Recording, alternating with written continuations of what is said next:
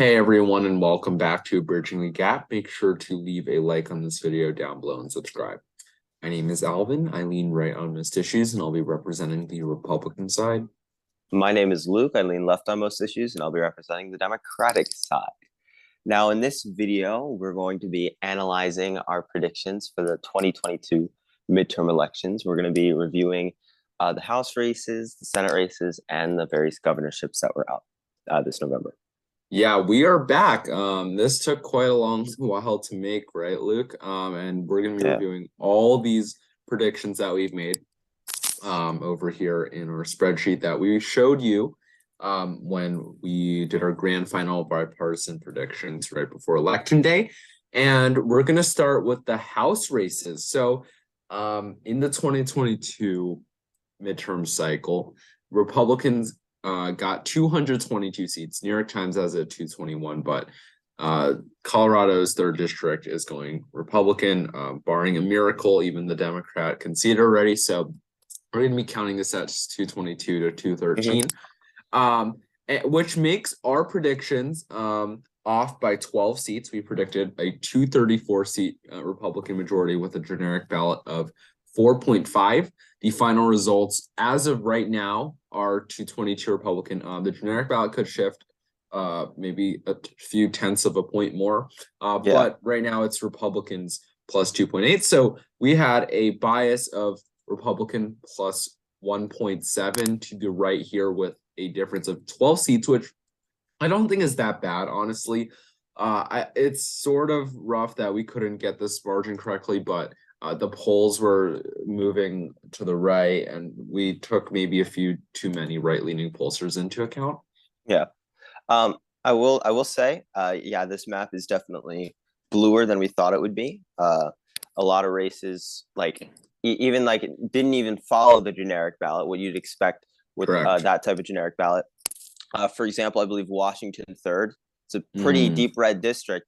That one went blue, for example, because of candidate quality. And the same thing with I believe that Northern Ohio district, I think maybe Ohio 9th.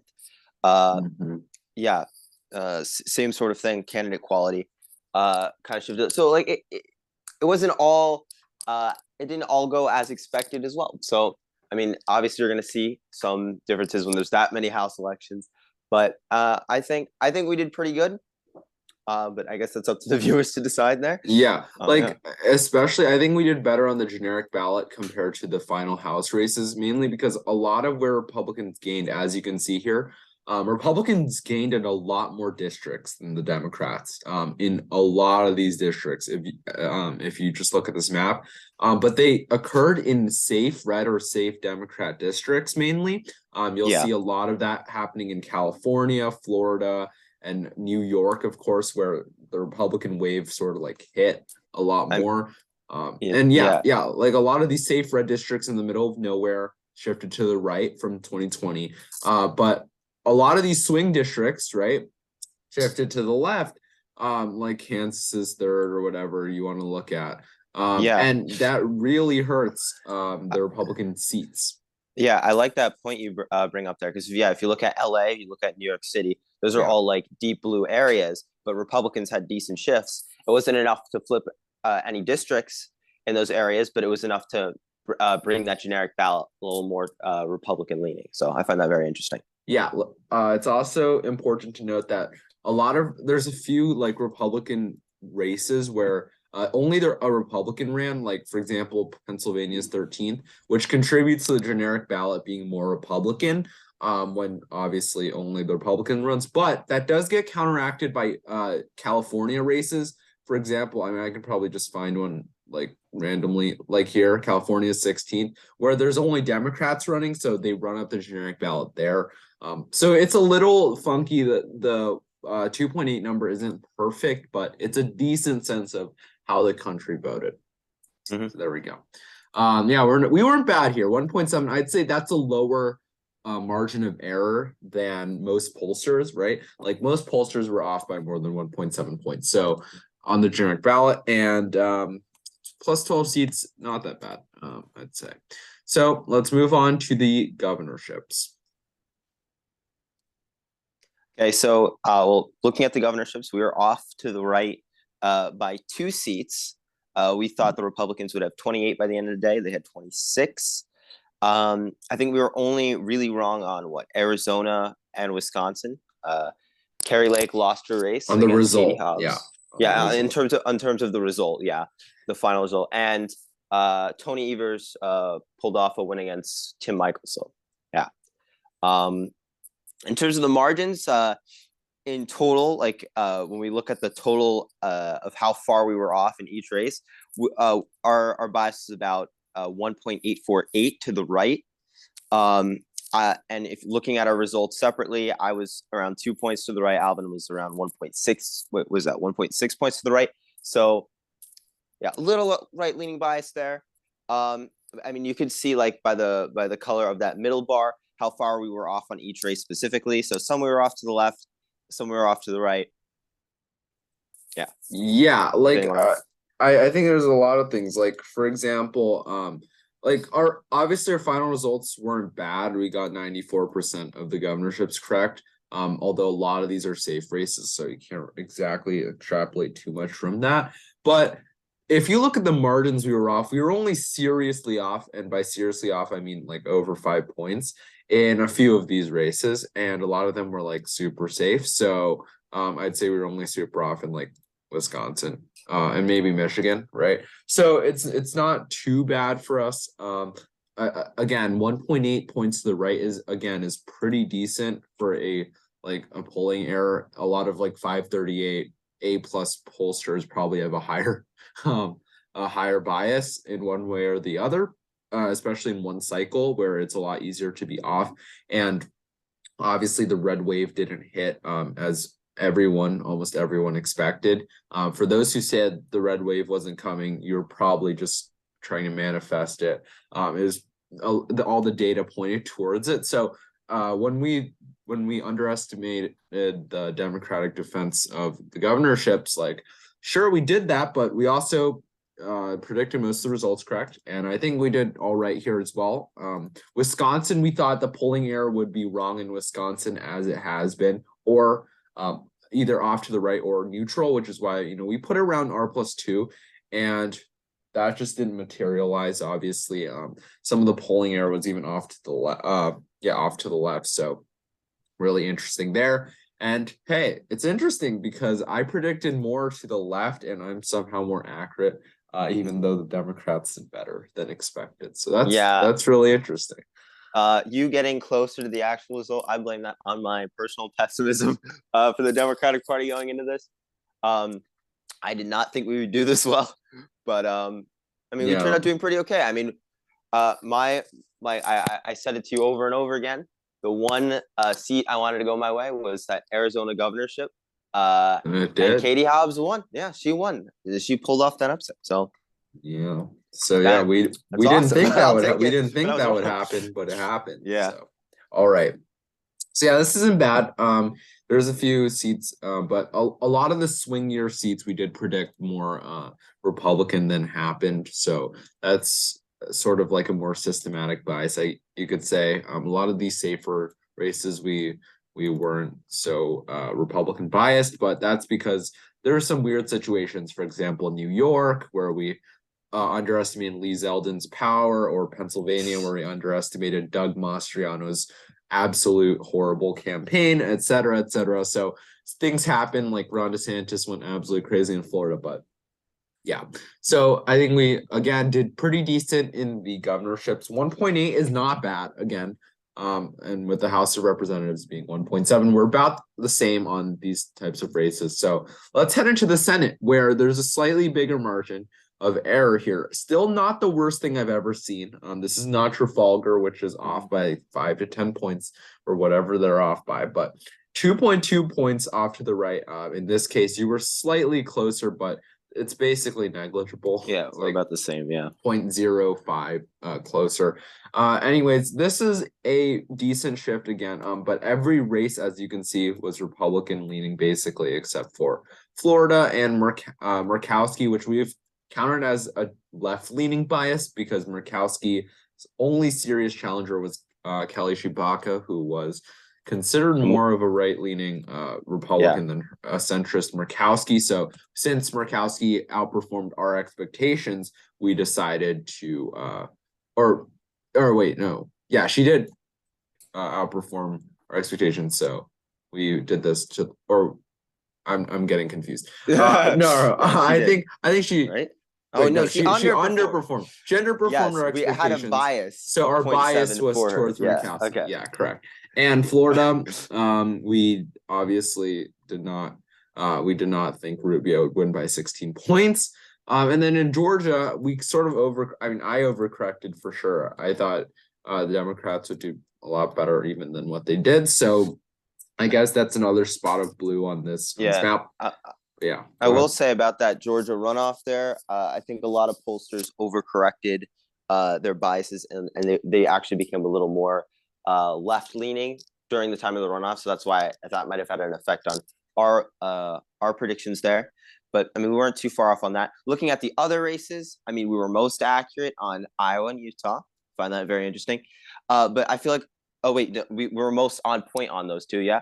And we were most off on I think, well, in terms of the like how far we were off to the right, we were most off on states that I mean we already thought like states that were tended to be bluer. For example, Colorado, Washington. We did not think. Well, I mean, I know you were confident Bennett would get like over 10, and you talked about that a lot, but I didn't. And he got 14.6. He got 14, and then in Washington, we definitely underestimated Patty Murray in a blue state like Washington. Tiffany Smiley. I mean, I think we rated her a little too highly. And in New Hampshire also. I mean, like Maggie Hassan just like popped off +9 in New Hampshire. We had that one like only lean Dem, I think. Mm-hmm. So I mean, a lot of these like bluer states, like and in New Hampshire specifically, those polls were abysmal leading up to the election, right? Like every single one was like, oh, it's going to be within 5 and whatever, and just didn't happen. So there's that. And then finally, Pennsylvania, where we did actually get the result wrong by quite a bit. And the reason is, I think we just thought, that debate mattered. Like we thought that debate would sink Fetterman. And the polls showed it being really close, and it was not even that close. He almost won by a likely margin. So that's really interesting that we have Senator John Fetterman after that debate. And then, so we got 2 races. We could say we got 3 races wrong because as of election day, we said Georgia would be going to the Republicans, but that was conditional, right? We said if they won Nevada and Pennsylvania, then they win Georgia. So we technically got Georgia right on the runoff, but we got it wrong in the first round, which I think still needs to be taken accounted for. So we did say we only got 91%. I will say though, I did have that original the original Georgia election, like the general election in November. I did have Warnock winning that, and he did technically pull off that margin. I did not have him say. So I mean, our average shows Walker winning because you were a little more bullish on him than I was on Walker than I was on Warnock. But I will say I did get that one race on you, bro. That is true. You did get that on me. So this is our final prediction review. The Senate races were also very, very different throughout the country. I will say every single state shifted based on whatever they wanted to do in their state. Basically, they did what they wanted. Every state moved differently. Different ways. Like if you can see, like every state was like an individual little speck of red or blue. There weren't really any states where there was both like major shifts in both directions, which is big. Like you can see, like this is interesting. This graph or this map is really interesting to look at, and it shows candidate quality above anything else. So. We definitely underestimated Democrats in the Senate again. They ended with keeping the Senate. They have it's 51 seats to 49 seats. Well, as the election ended, it was essentially 51 to 49. But we have some interesting news lately. Do you want to touch on that? Yeah, I mean, Kirsten Sinema's moved to an independent. an independent status, and which allows her to not face a primary in 2024, and it might indicate an even more centrist leaning vote coming in the next Congress. So that's really interesting. We could see this being a true independent, because obviously we have independents like Bernie Sanders and Senator King from Maine, which aren't exactly independents. Like, yes, they are technically independents, but they're not, right? They just vote straight D all the time. And of course, Bernie Sanders is known for being especially left-wing, but Kyrsten Sinema is quite the opposite of a left-wing Democrat. She's one of the more conservative Democrats in the Senate, and she might be switching to even more right-leaning than Manchin at this point. Being an independent, she might actually have no loyalty to either party, which could make this a 50-49 Democrat Senate at the end of the day, with her vote going either way all the time.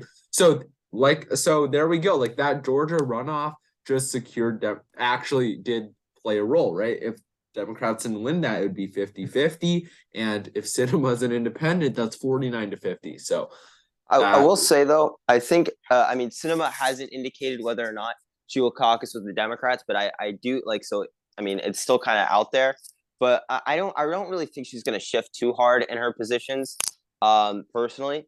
Because Democrats are still allowing her to keep all her committees. So she still has an incentive to stick with the Democratic Party. For now. I don't really see her just switching her positions. I guess we'll see. Yeah. But I think she's still going to try to work with the majority to ensure stuff gets done for the American people. I think we'll so, see. But she's a very interesting character if you followed her history, right? She used to be a Green Party member, and she was really far left, and it was going to be this whole progressive thing, but then she got more moderate. Now she's independent. So we'll see what happens with her. She's really interesting. She makes moments about her in the news all the time. So yeah, this is our bias. We want to be completely transparent, do all the math for you. Republican bias of around 2 points overall, a little under 2 points in the House and the governorships, and a little over 2 points in the Senate. We were off by a few seats here or there, but generally maintain over 90% accuracy, which is not bad. I'd say this is probably around what you'd expect of like an A-rated pollster or so, which is pretty good. I'm just gonna add a little asterisk to that Senate thing there, just because of Sinema, 51-49. Yeah, with the little asterisk at the top, just in case. We did pretty well. I think we're gonna try to correct any biases here. Obviously, we're gonna learn from this. We're gonna learn from the polls. We're gonna learn from what we did. Obviously, we have a Republican bias, and we're going to obviously try not to have another Republican bias here after this, but that doesn't mean we're going to overcorrect and get a Democratic bias either. I think we want to nail the predictions as much as we can every year. And R+2, not bad. I'd say this is very in line with other pollsters, and is a pretty good measure. So we did pretty good. Yes. There we go. All right, guys. Thanks for watching. We're back. So we're going to be trying to create 2024 content, other content that might be coming, politics news. We might do more foreign news because, the election's over. So foreign affairs, maybe some history in there, policy, history. We'll be seeing, but this YouTube channel is going to keep going. So make sure you subscribe. We're going to try to pump out more content, especially once January comes, but we're going to try our best in December as well. Like this video down below. Comment, of course, because you got to help us with the YouTube algorithm. And definitely go also share with your friends. We have all our biases laid out. So you guys, we have that transparency that no other channel has. We're bipartisan. We're unique. So please share the channel. Yeah, actually, I'm not aware of another channel that does this, but we did it. So yay! All right, thanks everyone. Bye. See ya.